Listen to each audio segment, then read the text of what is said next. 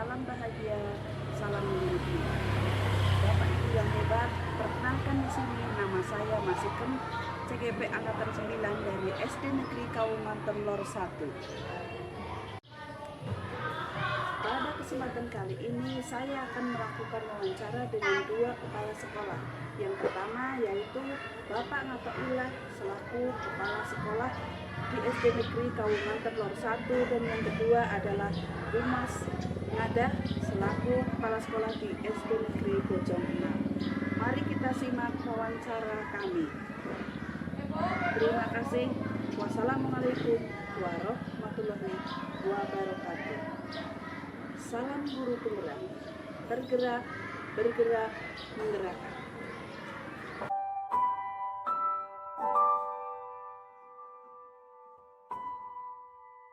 Mulai. Assalamualaikum warahmatullahi wabarakatuh. Waalaikumsalam warahmatullahi wabarakatuh. Pada kesempatan kali ini saya akan mewawancarai Bapak Ngatoilah SPDI selaku Kepala Sekolah SD Negeri Kauman Telur 1. Selamat pagi Bapak. Selamat pagi Bu. Bagaimana kabarnya? Alhamdulillah hari ini sehat semua. Bu Masih juga sehat. Amin, terima kasih Pak.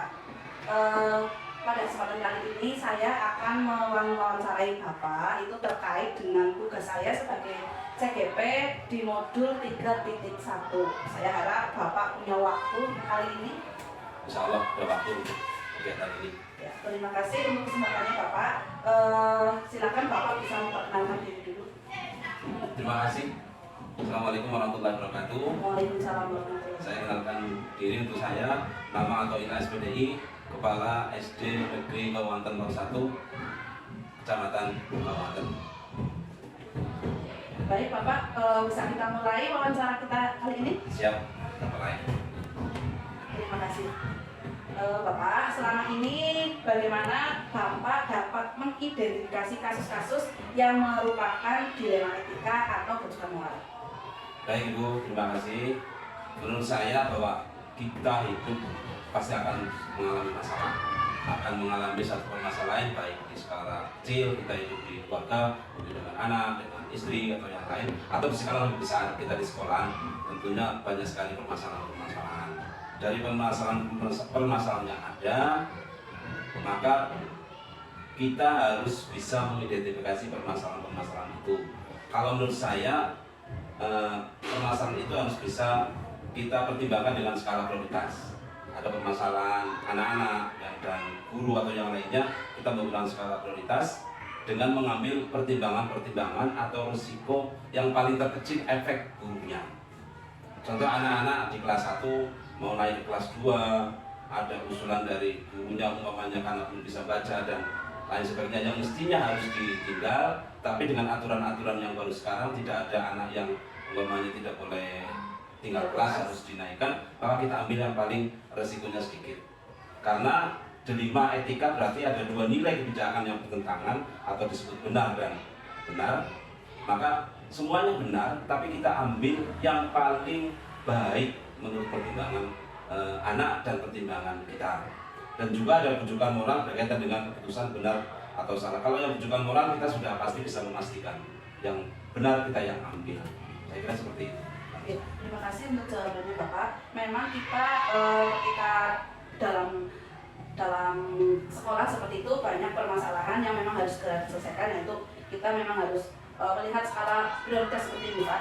Dan dilema etika itu yang kadang membuat kita memang menjadi bingung karena dua-duanya keputusan itu adalah benar. Kalau rujukan moral kan kita sudah tahu ini yang benar, ini yang salah seperti itu. Oke, baik, saya lanjutkan untuk pertanyaan selanjutnya, yaitu selama ini bagaimana Bapak menjalankan pengambilan keputusan di sekolah? Nah, terutama ini untuk kasus-kasus di mana ada dua kepentingan yang sama-sama benar atau sama-sama mengandung nilai kebajikan. Jadi tadi kan ada dua nilai yang benar, nah kita harus mengambil keputusan itu yang bagaimana berarti?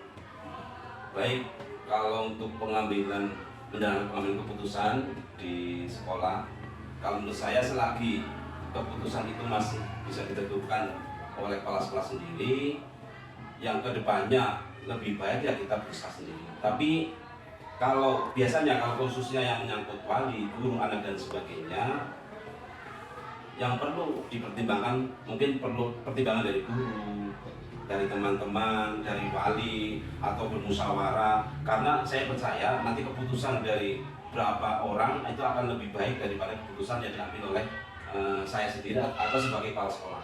Karena saya yakin sekali keputusan masukan dari berbagai pihak, terutama guru-guru yang ada di sekolah ini akan lebih baik lagi. Jadi intinya bahwa satu keputusan itu bisa dikolaborasikan dengan teman-teman guru.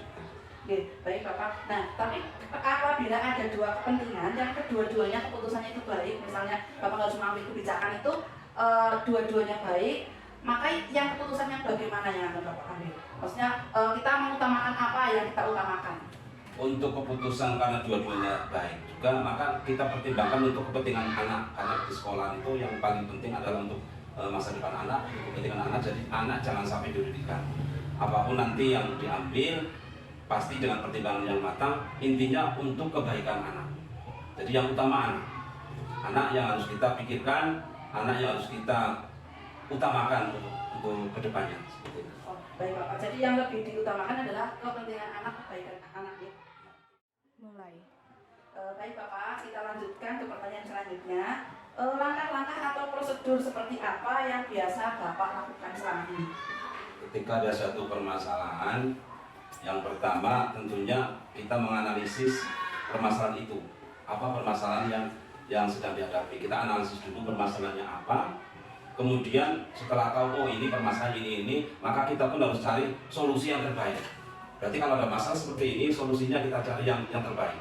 Umpamanya ada anak yang mungkin ada sedikit kenakalan, kita guru kadang menyampaikan solusinya, tapi kadang juga ada dari pihak wali yang mengusulkan seperti ini, dan kita cari solusinya. Setelah tahu bahwa ini solusinya seperti ini, baru kita menentukan tindakan untuk menyelesaikan permasalahan itu. Sekali lagi bahwa pertama yang harus kita lakukan adalah menganalisis permasalahan apa yang terjadi, kemudian kita cari solusinya. Setelah tepat solusi yang harus kita berikan, baru kita melaksanakan tindakan untuk memberi solusi kepada permasalahan yang ada. Seperti itu. Sudah ini ya.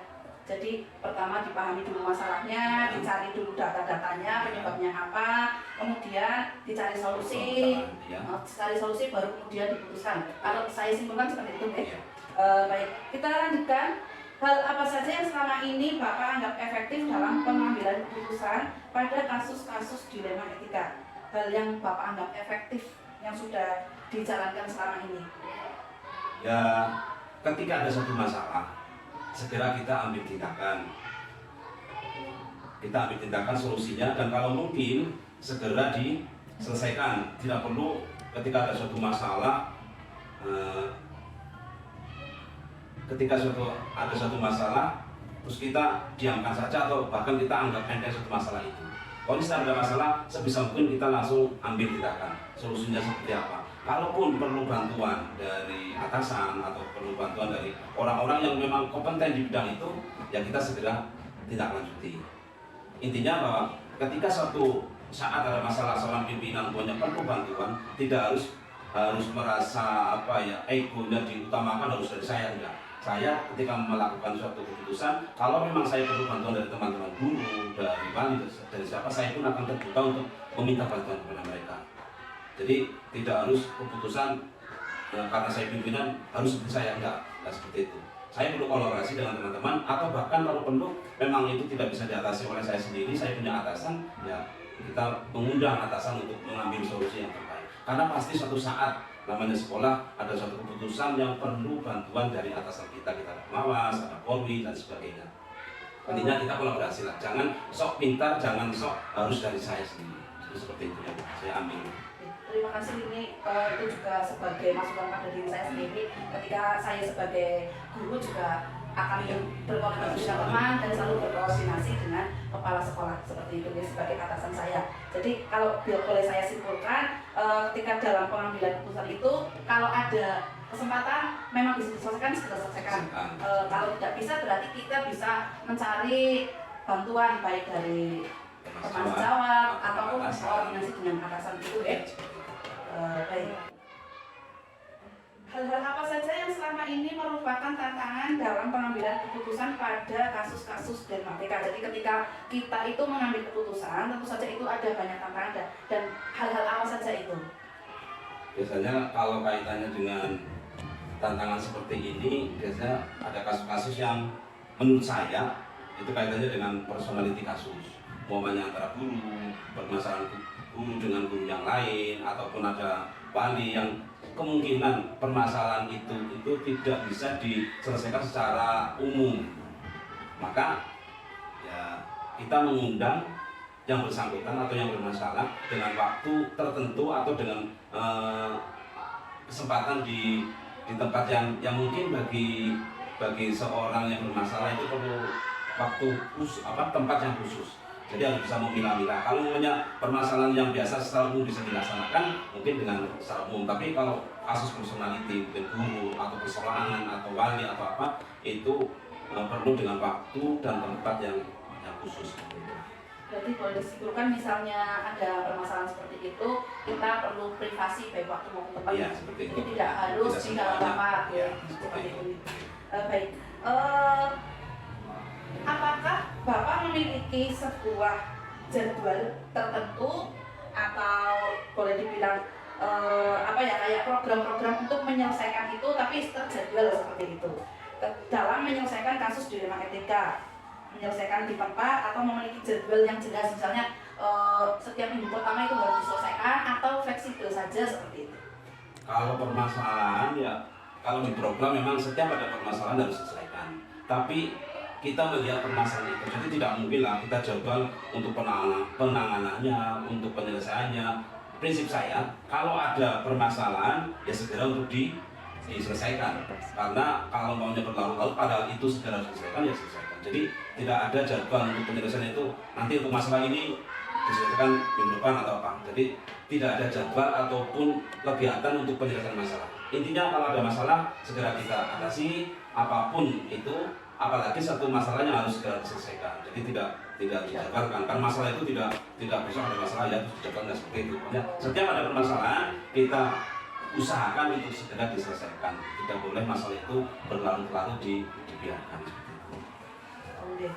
Jadi kalau boleh saya simpulkan, Bapak tidak memiliki jadwal khusus dalam menyelesaikan masalah. Jadi ketika ada permasalahan, kalau bisa langsung ditangani. Kalau misalnya tidak bisa ya diundur seperti ini Pak, diundur tapi diusahakan agar langsung diatasi. Karena kalau misalnya dijadwal nanti ternyata di jadwal tidak ada masalah. Ya, nah sementara dijadwal masih minggu depan, jadwalnya itu kan menjadi kacau ya seperti itu. Baik. Baik, Bapak kita lanjutkan ya. Adakah seseorang atau faktor-faktor yang selama ini itu mempermudah atau membantu Bapak dalam pengambilan keputusan dalam kasus-kasus dilema etika? Oke. Faktor yang mempermudah dalam pengambilan keputusan menurut saya ini, kita sebagai pemimpin harus selalu menanamkan jiwa kebersamaan, jiwa keterbukaan, jiwa kepercayaan kepada teman-teman kita atau kepada bawahan kita, sehingga kita akan tahu karakteristik satu guru dengan guru yang lain, ataupun karakter dari masing-masing guru yang ada di sekitar kita, sehingga kalau ada suatu masalah kita akan lebih mudah. Syukur kalau memang bisa bersama-sama, kalaupun tidak ada satu teman atau satu bawahan yang siap diajak untuk bersama-sama menyelesaikan masalah. Pastilah namanya seorang pimpinan tahu karakteristik seseorang, jadi itu yang akan memudah kita. Jadi tidak harus kan suatu masalah memang datang terus ini berarti guru ini yang bisa diajak untuk mengambil keputusan bersama atau diajak untuk bermusyawarah. Jadi sekali lagi seorang pimpinan harus selalu mengajarkan ataupun selalu memberikan kepercayaan kepada teman-teman, keterbukaan, sehingga suatu ada masalah guru itu akan paham karakteristik kepalanya, dan sebaliknya seorang kepala juga akan tahu ini teman-teman guru yang bisa untuk diajak bermusyawarah.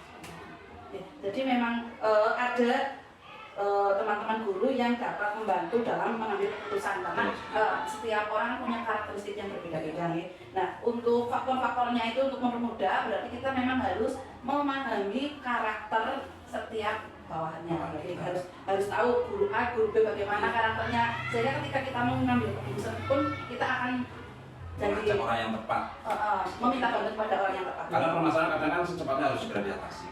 Dan kadang namanya guru kan ada ketidakadilan dan sebagainya, dan kita akan tahu ini guru yang sigap dan cepat untuk bisa mengatasi satu masalah.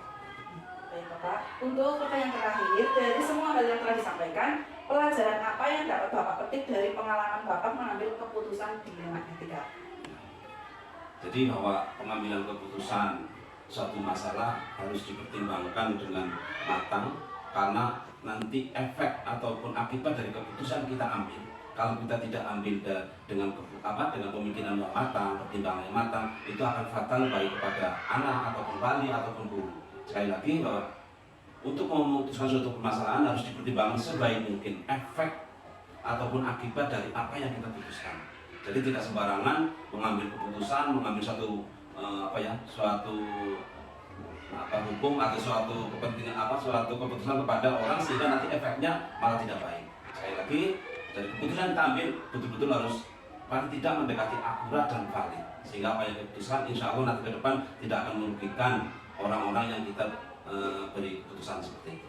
Ya, jadi kalau berkaitan dengan misalnya dengan di sekolah itu ketika ada masalah dengan guru, dengan murid, berarti keputusan yang akan diambil adalah yang terbaik. Ya. Dan harus dipikirkan solusinya ataupun keputusan diambil terus matang, betul-betul matang, tidak ada sekedar mengambil keputusan saja, karena efeknya nanti ke depannya kalau siswanya kalau sekali salah itu kan siswa nanti kasihan. Jadi kalau boleh saya simpulkan itu ketika kita mengambil keputusan itu memang harus sudah dipikirkan secara matang demi kebaikan, misalnya murid berarti kebaikan murid, kalau misalnya berkaitan dengan guru berarti demi kebaikan guru tersebut, seperti itu ya. Terima kasih untuk semua jawaban-jawaban Bapak, terima kasih untuk waktu yang sudah diberikan kepada saya untuk wawancara dalam memenuhi tugas saya selaku CGP. Saya ucapkan terima kasih, semoga Bapak ke depan dalam mengambil keputusan menjadi lebih bijak lagi, menjadi panutan kami di SD Negeri Kabupaten Nomor 1 dan selalu sehat Pak. Terima kasih, sebaliknya juga tentunya namanya manusia tidak ada sempurna. Pasti tadi setiap apapun harus bersama-sama dengan teman-teman, dan apa yang saya berikan semoga ini membantu panjenengan dalam rangka kegiatan guru penggerak, dan semoga kedepannya sukses untuk masing-masing di segala bidang. Terima kasih. Saya akhiri Pak. Assalamualaikum warahmatullahi wabarakatuh. Waalaikumsalam warahmatullahi wabarakatuh.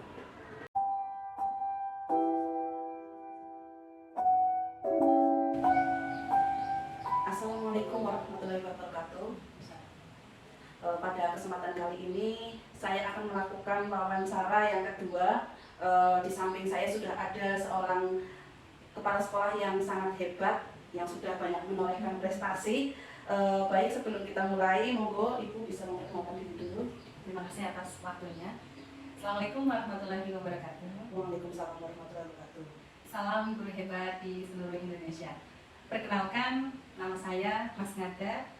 Saya saat ini menjabat sebagai kepala sekolah di SD Negeri Bojongna, Kecamatan Kabupaten Cilacap. Insya Allah siap membantu rekan saya, Ibu Mas Hikem, dalam melaksanakan tugasnya sebagai guru penggerak angkatan 9. Terima kasih. Mas Ngada, gimana kabarnya hari ini? Ya, alhamdulillah, seperti yang jenengan lihat ini, sehat. Baik Ibu, untuk mempersingkat waktu, mari kita mulai saja wawancaranya. Jadi wawancara ini memang untuk memenuhi tugas saya di modul 3.1 Ibu. Baik Ibu, selama ini itu bagaimana Ibu dapat mengidentifikasi kasus-kasus yang merupakan dilema etika atau rujukan moral? Untuk identifikasi masalah secara runtut sesuai prosedur mungkin belum pernah yang kami laksanakan sesuai dengan prosedur tadi. Tapi masalah di sekolah kami dilaksanakan yang pertama itu mencari tahu latar belakang dari masalah tersebut. Misalnya ada anak berbuat yang tidak berkenan, yang kami lakukan tidak serta-merta menyalahkan si anak.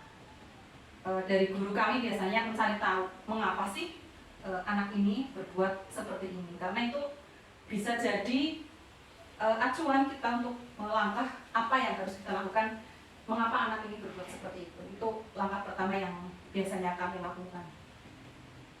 Iya, baik Ibu. Jadi kalau boleh saya simpulkan, ketika ada kasus itu tidak langsung kita menjudge seperti itu, tapi dicari dulu informasinya gitu.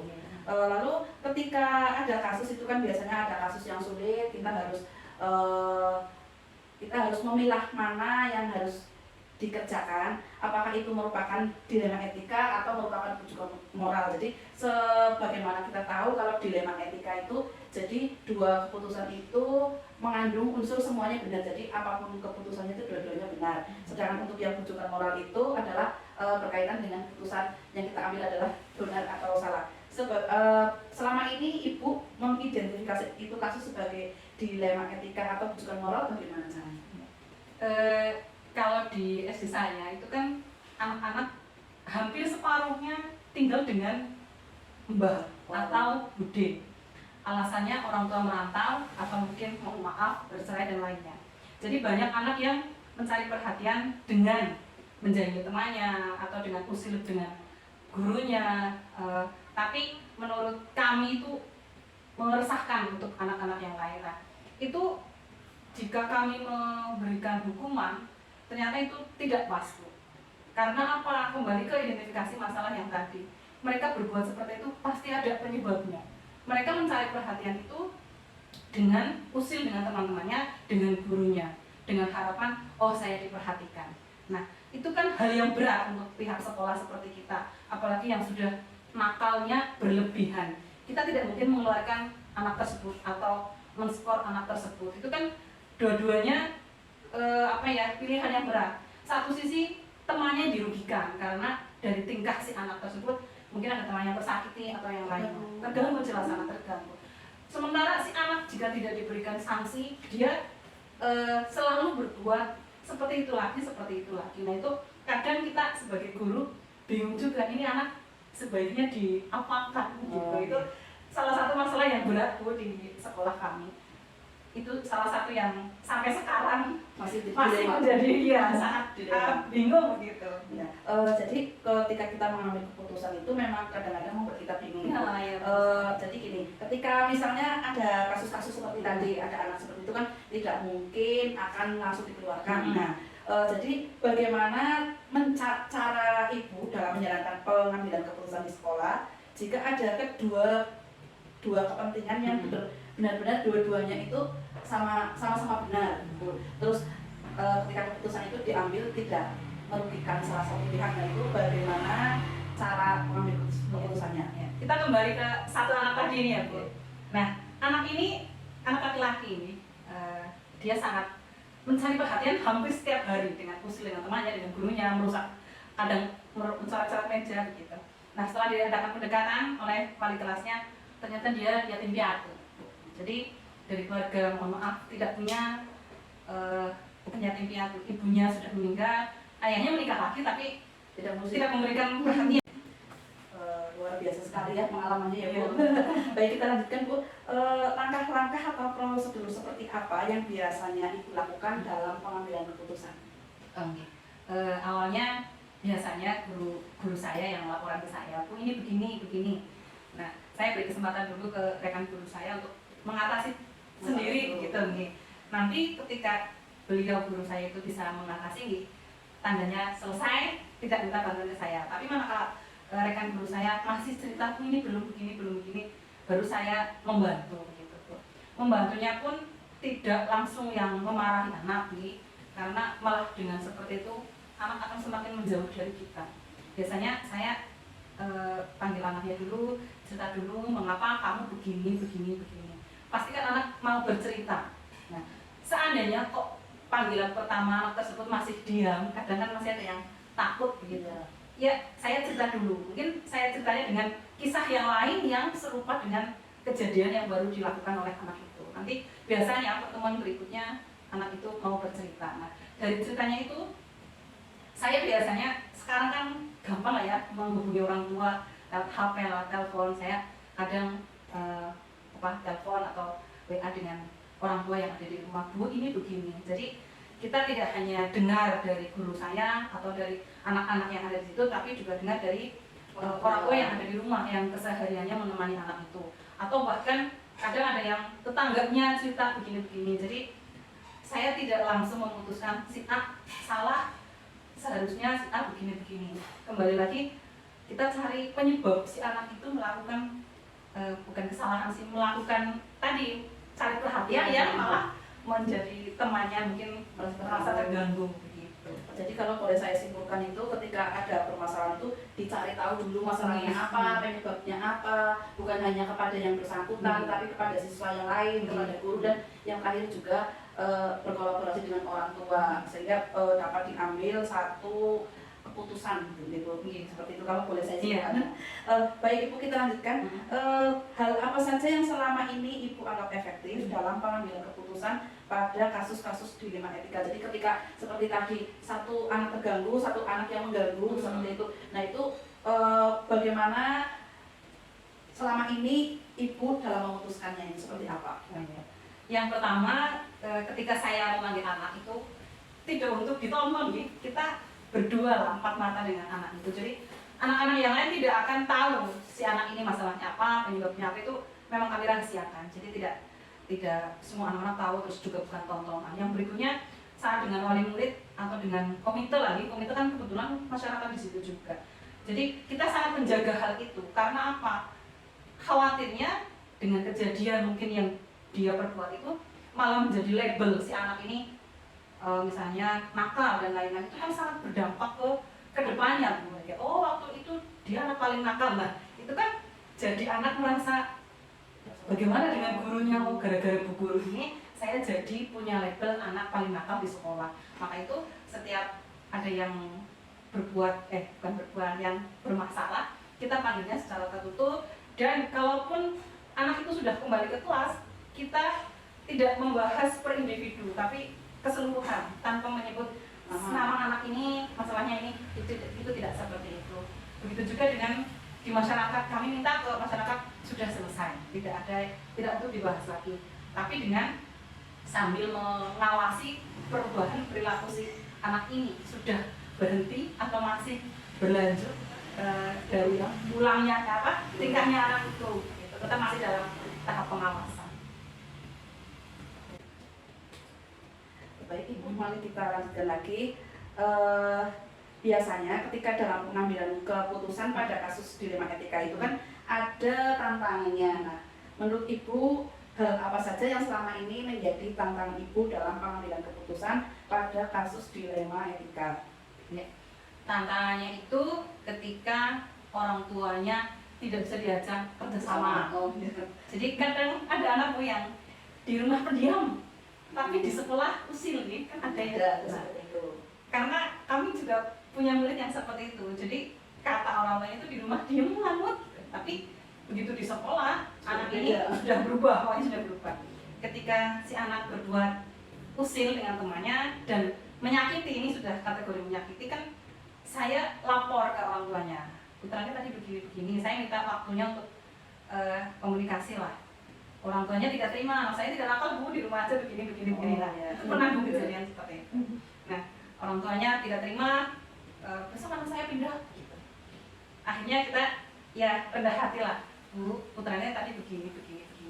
Oh ya sudah bu, mungkin itu memang anak saya. Akhirnya dengan mungkin beliau itu dilapori wali murid yang lain atau yang lainnya sudah mulai percaya dengan kelakuan putranya seperti itu. Awalnya pihak sekolah komunikasi baik-baik, samanya masih belum terima, tapi begitu mungkin ada yang lapor bukan dari pihak sekolah, akhirnya beliau percaya. Itu sebuah tantangan karena si anak ini memang kalau banget sama ibunya itu, tapi di sekolah sudah berubah. Itu salah satunya. Terus yang kedua, ketika masyarakatnya tidak mendukungnya program sekolah seperti ini di rumah yang jelas orang tuanya mengarahkan hal yang baik, tapi di lingkungan masyarakat bergaulnya dengan yang tidak baik lagi, otomatis kan mempengaruhi si anak itu.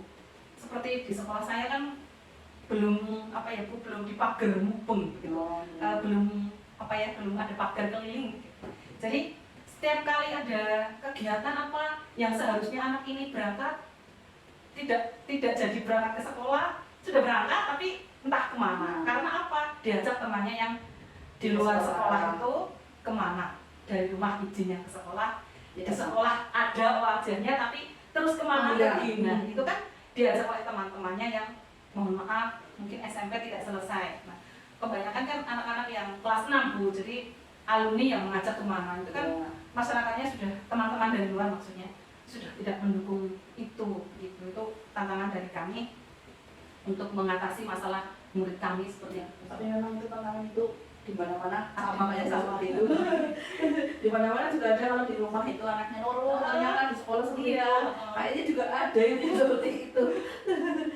Tapi ibu dalam menyelesaikan sebuah kasus itu ada jadwal tersendiri atau sudah terprogram sendiri, misalnya setiap hari Senin ada kasus diselesaikan, setiap hari ini seperti itu, adakah jadwal seperti itu atau tidak? Kalau jadwal tidak ada ya Bu, karena sebetulnya kita juga tidak ingin ada siswa yang bermasalah. Jadi tidak ada jadwal untuk identifikasi masalah atau hal-hal yang lainnya, tidak ada. Kita serta-merta lah, jika ada masalah baru kita identifikasi dan langkah-langkah yang berikutnya sesuai. Jadi kalau boleh saya simpulkan itu ketika ada masalah saat itu kalau bisa langsung diselesaikan, kalau tidak ditunggu besoknya lagi seperti itu. Tidak terjebak. Jadi menyesuaikan sesuai dengan masalah yang ada. Kalau ada masalah Iya ya juga. harus cari masalahnya. Biasanya setelah kita selesai, setiap guru di sekolah saya ada buku bimbingan gitu. Jadi nanti ada apa tercatat gitu. Jadi kegiatan yang kami lakukan khususnya menangani anak-anak yang bermasalah, kita ada bukunya gitu. Jadi ada jejak, Ada jejaknya ya, bukan hanya jejak digital saja. saya tapi ada tulis juga. Itu kadang diminta. Ya betul. Jadi setiap kelas saya beri buku bimbingan itu.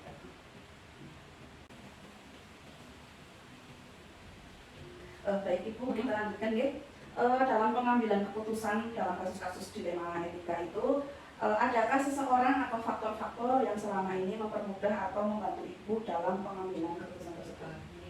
Ada nih, biasanya yang membantu kami, kalau guru kelas jelas nih, guru kelas jelas.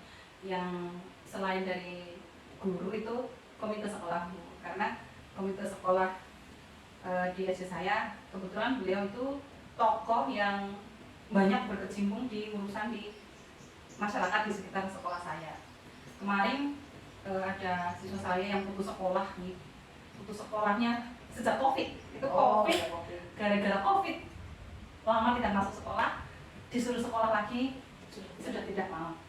Saya minta bantuannya ke komite sekolah untuk datang ke rumah anak tersebut. Tidak hanya komite, dari pihak guru sudah berkali-kali mendatangi, dari komite sudah mendatangi, sudah pokoknya asal berangkat gratis semuanya, masih tetap tidak mempan. Akhirnya kita minta bantuan dari desa nih untuk ya genai gimana gitu anak itu. Ternyata kita minta bantuan ke RT RW setempat, kita juga sudah menghubungi Pak Kades nih, masih belum mempan, dan terakhir minta bantuan ke Pak Pengawas. Pak Pengawas menganjurkan untuk kesana lagi, ini tahun ketiga untuk ajaran baru kemarin tuh minta penjelasan mau bagaimana, kan sekolah tidak boleh membiarkan anak putus sekolah, tapi kenyataannya sudah berbagai cara kami lakukan, ternyata anak tersebut memang betul-betul tidak mau berangkat sekolah. Nah, ya komite sekolah dan pengawas yang membantu kami, ditambah kemarin itu tadi dengan perangkat desa, karena dari pihak sekolah sudah mengupayakan berbagai macam cara tapi belum berhasil. Ternyata dengan minta bantuan komite, pengawas dan desa pun anak tersebut memang betul-betul tidak mau melanjutkan. Akhirnya kita buat kesepakatan lagi bermaterai, karena saya tidak mau disalahkan ada anak putus sekolah tapi anaknya misalnya berubah pikiran sekolah, kita anjurkan ke paket gitu. Itu masalah juga untuk SD kami beberapa tahun terakhir, tapi sudah selesai per ajaran baru kemarin dengan melibatkan banyak sekali pihak-pihak yang saya kira bisa membantu dan jadi saksi untuk langkah langkah sekolah saya mengupayakan tidak ada siswa putus sekolah begitu. Luar biasa sekali ini Ibu. Kalau Masalahnya rumit juga, penyelesaiannya juga melibatkan banyak orang, ya banyak pihak juga. sudah luar biasa sekali ini. Itu juga bisa jadi referensi kami ketika nanti kami di Bisa sekolah itu langsung ada masalah yang seperti itu, berarti bisa dicontoh itu. Jadi tidak hanya biasanya kan guru dan kepala sekolah dan komite yang itu masih melibatkan pihak desa juga seperti itu. Jadi bisa nanti referensi kami itu kalau ada masalah Semoga seperti sih itu. jangan. Ya. Baik Ibu, kita lanjutkan untuk pertanyaan terakhir nih. Dari semua hal yang telah disampaikan tadi, kira-kira pembelajaran apa yang dapat Ibu petik dari pengalaman Ibu dalam mengambil keputusan dilema etikanya? Dilema etika ini hal baru nih Bu bagi saya dan mungkin rekan guru yang lain. Jadi intinya menurut saya kita tidak bisa tergesa-gesa memutuskan seseorang atau anak itu bersalah, dan kita tidak akan menjadi orang yang bijak ketika memutuskan sesuatu tanpa memikirkan dampak baik dan buruknya, baik bagi korban atau bagi pelaku yang mencari perhatian dan keusilan tanpa memperhatikan alasan si anak itu berbuat hal seperti itu. Jadi kita bijak dan mempertimbangkan apa efek baik dan buruknya dari keputusan kita, itu saja. Jadi kalau boleh saya simpulkan, dalam hal ini pelajaran yang bisa diambil yaitu ketika memutuskan sesuatu itu tidak harus terburu-buru, dicari tahu dulu, setelah itu kita pikirkan juga dampaknya, efeknya itu baik buruknya. Itu menurut saya. Ya berarti itu juga memikirkan yang terbaik lah buat anak seperti itu. Nah, itu kalau boleh saya simpulkan. Ya betul seperti itu. Ya, mungkin itu saja Ibu untuk wawancara kita kali ini. Terima kasih atas bantuannya. Mohon maaf sudah mengganggu. Mohon maaf kalau saya banyak salah. Oh ya, sama-sama Bu. Semoga sukses dengan. Amin. Saya juga berdoa kepada Allah semoga Ibu dan keluarga senantiasa sehat dan tambah sukses. Ya, amin. Demikian yang bisa saya sampaikan dulu. Saya akhiri ya. Assalamualaikum warahmatullahi wabarakatuh. Waalaikumsalam warahmatullahi wabarakatuh. Saya sekalian mohon pamit.